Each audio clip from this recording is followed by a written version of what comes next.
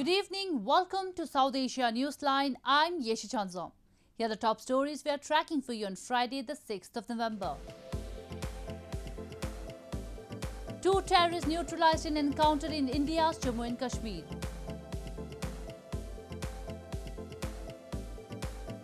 Indian Army Chief meets Nepal's Prime Minister in Kathmandu to boost ties. And Bangladesh signs deal with India for 30 million doses of COVID-19 vaccine.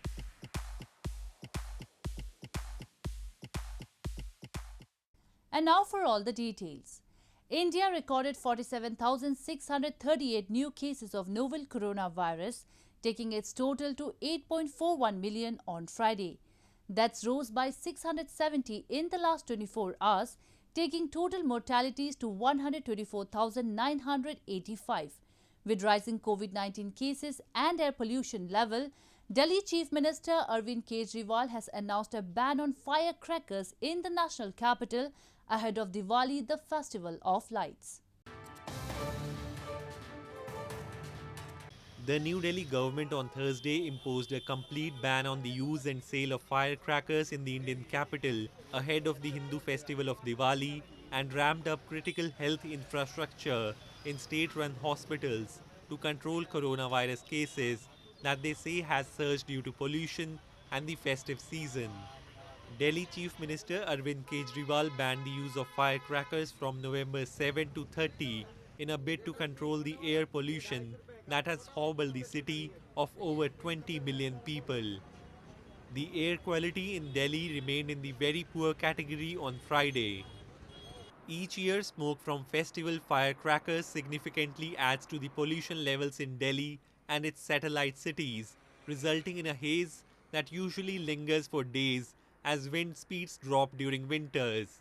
हमारी दुकान पे सारे green पटाखे हैं और green पटाखों से जब इतना जो है पोल्यूशन भी नहीं होता है तो लेकिन फिर भी जो है अब सरकार एकदम से जो है इन पे पटाखों पे बैन लगा देती है इससे हमारा लाखों का पूरी दिल्ली में पता नहीं करोड़ों रुपए का जो है नुकसान होता है व्यापारियों का. A raging coronavirus epidemic has also heightened alarm over the health hazard posed by the choking smog, with doctors warning of a sharp increase in respiratory illnesses. Meanwhile, India recorded 47,638 new cases of the novel coronavirus, taking its total to 8.41 million on Friday. Deaths rose by 670 in the last 24 hours, taking total mortalities to 124,985. Security forces on Friday neutralized 2 terrorists in an encounter in Pampore town of India's northern Jammu and Kashmir. Police said 1 other terrorist surrendered during the operations, which were still underway till the last reports came in. 2 terrorists was neutralized by security forces in a gunfight on Friday in Pampore town of India's Union Territory of Jammu and Kashmir. The security forces had launched an operation in Lalpura area of Pampore on Thursday evening after terrorists opened fire on civilians. They halted the operation for the night and resumed it on Friday morning. The Kashmir Zone Police, while confirming the killing of 2 terrorists on Twitter, informed that 1 other terrorist also surrendered during the operations, which were still underway till the last reports came in. This comes just few days after security forces gunned down a top commander of Pakistan-based Hizbul Mujahideen terror group during an encounter in Srinagar city of Jammu and Kashmir last Sunday. India accuses Pakistan of aiding terrorists to infiltrate across the border and spread unrest in Kashmir Valley. Pakistan, however, denies the charges. In news from Nepal, Indian Army Chief General Manoj Mukund Naravane on Friday called on Nepal's Prime Minister KP Sharma Oli in Kathmandu before wrapping up his 3-day official visit to the Himalayan nation. His visit largely aimed at resetting the bilateral ties that came under strain following a bitter boundary dispute earlier this year.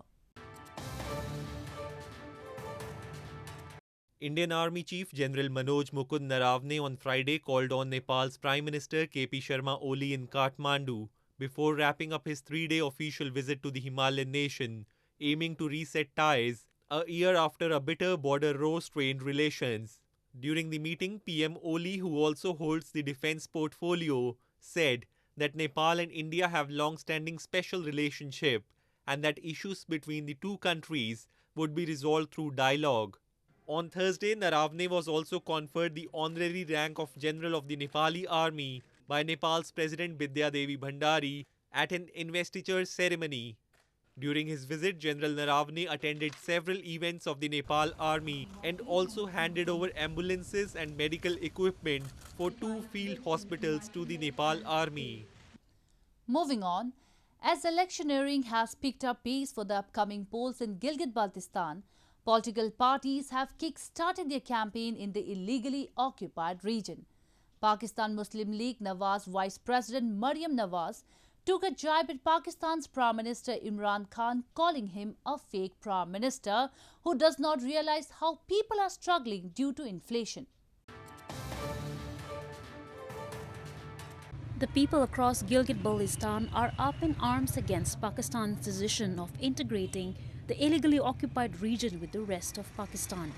In the run-up to the assembly elections in the region scheduled to be held on November 15 in 24 constituencies, Pakistan's Prime Minister Imran Khan recently announced that the region will become a provisional province of Pakistan.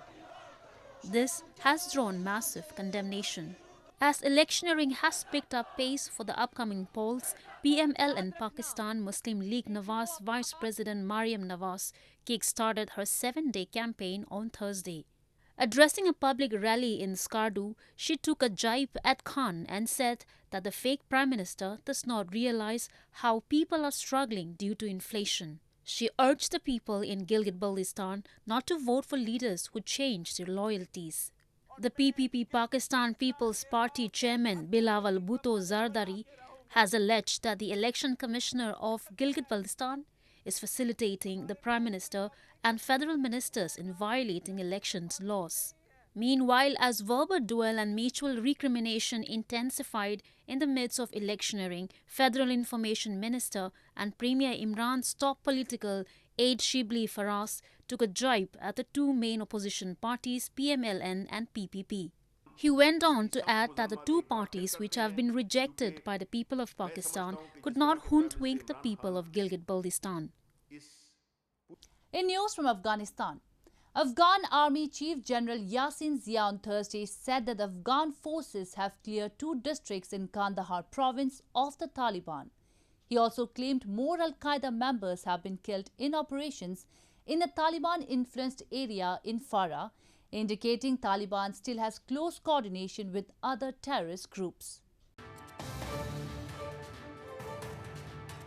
Afghan Army Chief General Yasin Zia on Thursday said that the Afghan security forces have cleared Kandahar's Zerai and Panjwai districts of the Taliban.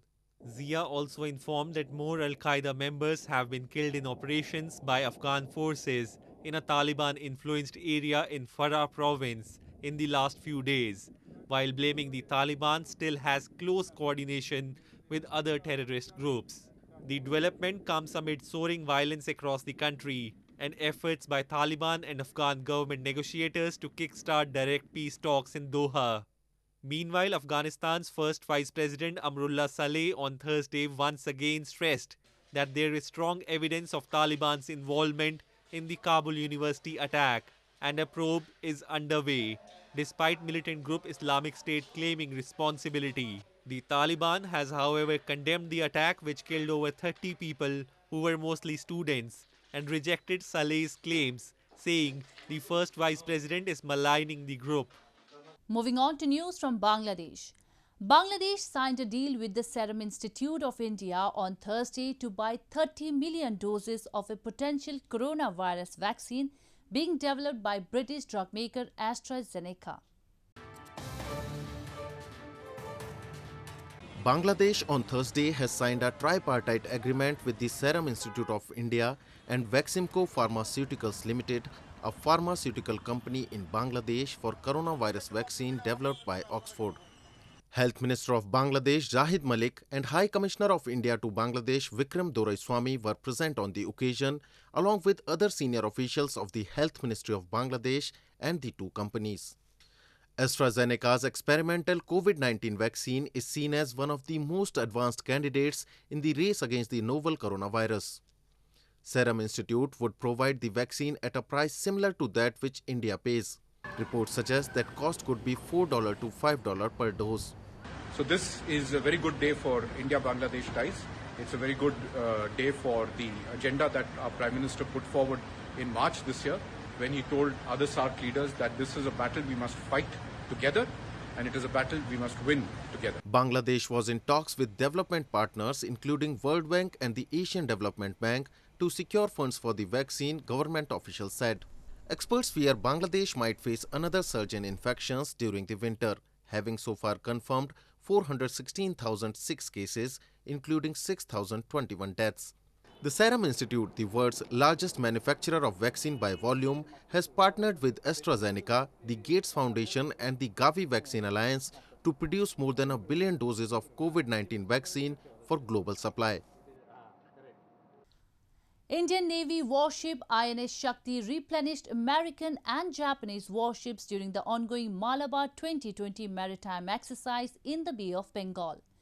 The participants of the exercise are engaging to enhance safety and security in the maritime domain. Seeing COVID-19 pandemic, the exercise this year has been planned on the non-contact at sea format. Indian Navy warship INS Shakti replenished American and Japanese warships during the ongoing joint naval exercise in the Bay of Bengal on Thursday. India, the United States, Japan and Australia began their largest joint naval exercises in over a decade on Tuesday, seen as part of efforts to balance China's vast military and economic power in the region.